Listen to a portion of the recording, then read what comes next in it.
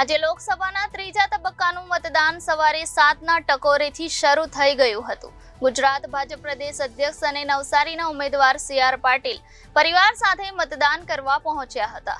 બિનહરીફ જાહેર થયેલી સુરત લોકસભા બેઠકને બાદ કરતા ગુજરાતની 25 લોકસભા બેઠકો પર આજે સવારે 7ના ટકોરેથી મતદાન શરૂ થઈ ગયું છે. સુરત શહેર જિલ્લામાં સમાવિષ્ટ બારડોલી અને નવસારી બેઠકના વિસ્તારોમાં મતદારો સવારે 7 થી 6 કલાક સુધી મતદાન કરી શકશે. સુરત જિલ્લામાં નવસારીના કુલ 14.39 લાખ મતદારો છે અને બારડોલી બેઠકના કુલ 15.40 લાખ મતદારો શાંતિપૂર્ણ રીતે મતદાન કરી શકે તેવી વ્યવસ્થા કરાઈ છે. ગુજરાત ભાજપ પ્રદેશ અધ્યક્ષ અને નવસારીના ઉમેદવાર સી.આર. પાટીલ પરિવાર સાથે મતદાન કરવા પહોંચ્યા હતા.